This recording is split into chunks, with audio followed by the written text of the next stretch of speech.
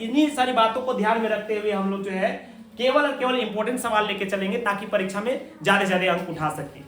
देखिए ये थ्योरम की बात करें, ऑलरेडी पहले से हम लोग जो है 2 थ्योरम अपलोड हो चुकी है 6.1 और 6.6, और ये जो है आपका तीसरा थ्योरम है जो 6.8 है, और ये 6.8 थ्योरम आपका 5 नंबर का पूछा जाता है। तो आप जो है प्यारे बच्चों यहाँ पर ध्यान देने वाली बात ये है कि ये थ्योरम जो आपका है हर हाल पे आपको लिखना है, 5 नंबर आपका आएगा, केवल इतना सा सवाल लिख दिया जाएगा और आपको बाकी सब प्रूफ करके दिखाना है। यदि आप अच्छे तरीके से लिखिएगा तो आपको 5 नंबर दिया जाएगा, यदि आप स्टेप छोड़ दीजिएगा तो आपका अंक काट लिया जाएगा। यानी आपकी परीक्षा की दृष्टि से मोस्ट इंपोर्टेंट होने वाले ये सवाल है, और ये सवाल काफी ही अच्छा और आसान भी है, यानी कि इतना इजी वे से आपको बताएंगे कि आपको 100% समझ में आएगा। तो देखिए हमारे पूरा वीडियो को अंत तक जरूर देखिएगा, आपको ये विश्वास दिलाते हैं कि आपको लास्ट तक जाते जाते अवश्य समझ में आ जाएगा। तो देखिए बिना ज्यादा देरी किए हुए, टाइम वेस्ट किए, देखिए यहाँ पर हम लोग बातें को विराम करते हैं और सवाल को करते हैं। क्या है इसमें सवाल, क्या पूछ रहा है, थ्योरम में क्या बोला जा रहा है। सवाल ये जो सवाल है ये कहता है क्या कि सिद्ध करे कि एक समकोण त्रिभुज में कर्ण का वर्ग शेष 2 भुजाओं के वर्गों के योग के बराबर होती है। यानी कि ये जो थ्योरम है पाइथागोरस का है, सिंपली ये बता देते हैं आपको, ये पाइथागोरस प्रमेय का है, पाइथागोरस थ्योरम ही इसको हम कह सकते हैं। तो ये पाइथागोरस प्रमेय है क्योंकि ये समकोण त्रिभुज दे रखा है, और समकोण त्रिभुज में क्या होता है, जैसे समकोण त्रिभुज होती है तो उसका एक हाइपोटेनियस होती है यानी कर्ण होती है, और जो कर्ण होता है, कर्ण जो होता है, कर्ण का जो वर्ग होगा, बाकी जो शेष बच जाएगा 2 भुजा यानी जो लंब और आधार बचेगा उसके वर्ग का योग कीजिएगा तो उसके बराबर आ जाएगा। देखिए ये बातें हम आपको समझा रहे हैं यहाँ पर। ये देखिए एक समकोण त्रिभुज आप ले लीजिए, ये समकोण त्रिभुज है, तो पाइथागोरस प्रमेय सभी को पता होगा।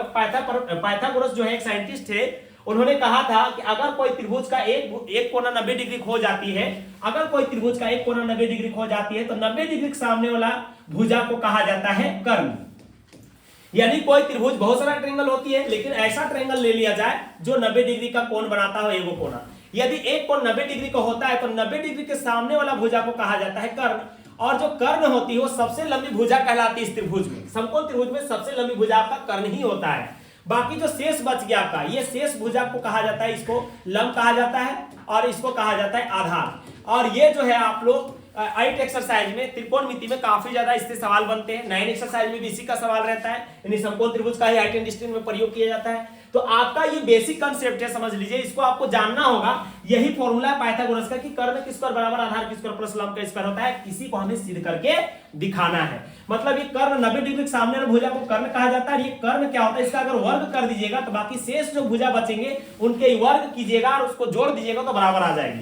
अब देखिए इसी को कैसे सिद्ध करना है, यहां पर ध्यान देने वाली बात है कि देखिए सबसे पहले आपको लिखना क्या है। तो सबसे पहले काम करिए कि आप पेंसिल से जो है समकोण त्रिभुज बना दीजिए। जी हाँ प्यारे बच्चों, आपको क्या करना है, पेंसिल लेना है, पेंसिल से स्केल से क्या करना है, सुंदर सा डायग्राम बना लेना है समकोण त्रिभुज का, और उसका नाम दे दीजिएगा ए बी और सी। और उसमें क्या करना है, एक कोई कोना होगा जो 90 डिग्री का दे दीजिएगा। देखिए बी है जो आपका 90 डिग्री का कोण बन गया।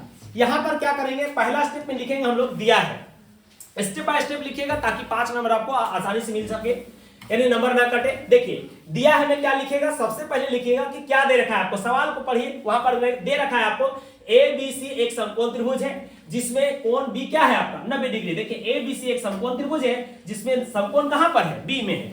जब B में समकोण है तो आपको सिद्ध करके दिखाने बोलता है कि B के सामने वाला भुजा जो समकोण है उसके सामने वाला भुजा कर्ण हो गया, मतलब AC जो है आपका कर्ण हो गया, और जो कर्ण हो गया यानी AC जो हो गया उसका वर्ग करेंगे, और बाकी जो शेष भुजा बच गया आपका, शेष साइड जो बच गया AB का स्क्वायर प्लस BC का स्क्वायर, इसका योग के बराबर होती है। सिद्ध करके आपको दिखाना है। और आप एक कंस्ट्रक्शन करिएगा, यहां पर रचना करेंगे हम लोग। देखिए रचना क्या करना है, B जो है B से D को मिला दीजिएगा, मतलब BC एक लंब खींचिएगा कहां पर, AC पर। मतलब देखिए AC जो है ना आपका एक जमीन है, फ्लैट है। देखिए यहां पर इस जगह पे ये जो आपका एक लैंड है, जमीन है, और इसमें आपको क्या डालना है, लंब डालना है। लंब यानी 90 डिग्री का डाल देना है।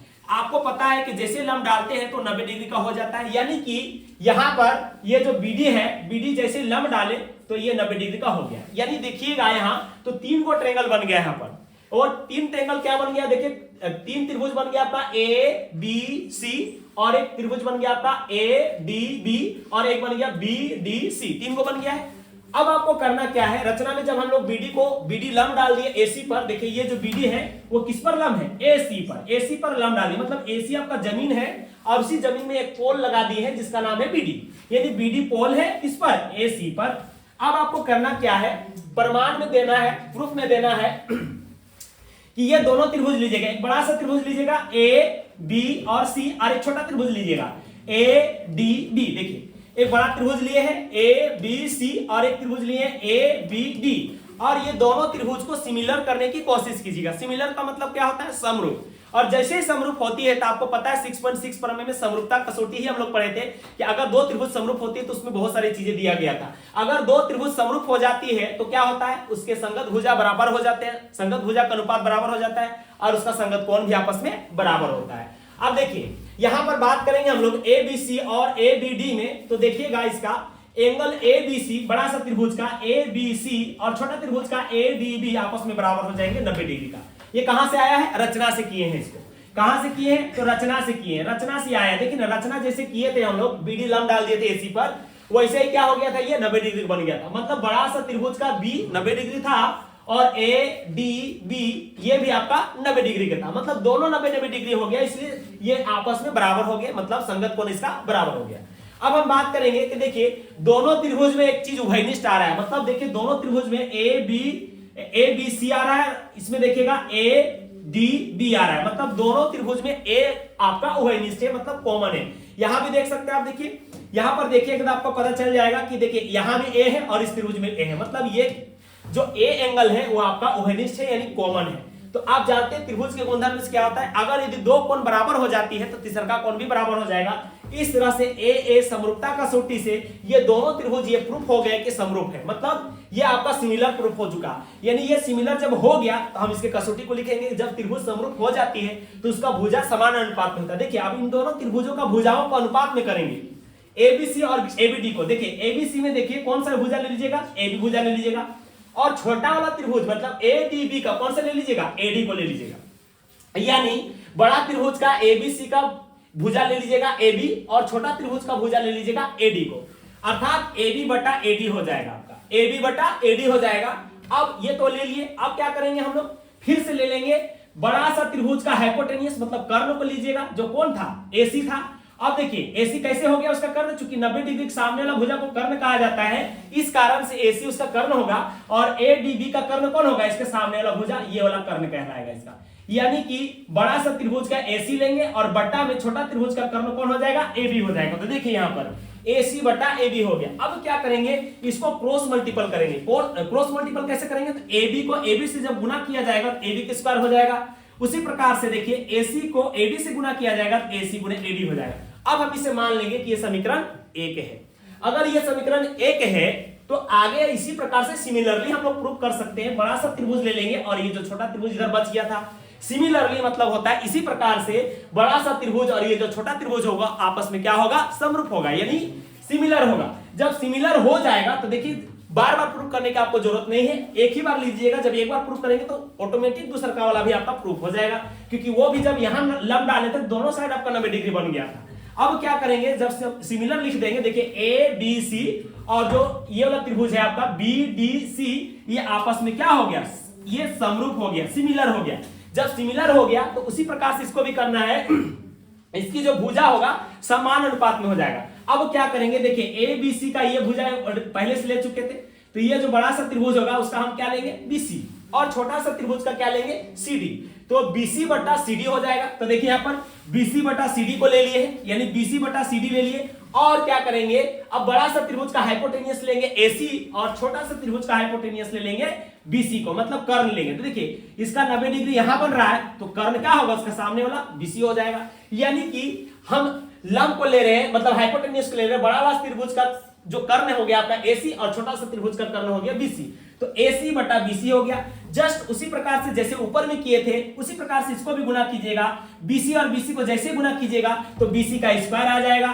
उसी प्रकार से एसी और सीडी को गुना कीजिएगा तो एसी गुने सीडी हो जाएगा। और इस प्रकार से आपका समीकरण 1 और यह समीकरण 2 बन जाएगा। अब इन दोनों समीकरणों को आपस में जोड़ दीजिए। जोड़ने का तरीका क्या है कि एलएचएस को एलएचएस के साइड में जोड़िएगा, मतलब बायां पक्ष को बायां पक्ष के साथ जोड़िएगा और दायां पक्ष को दायां पक्ष के साथ जोड़ दीजिएगा।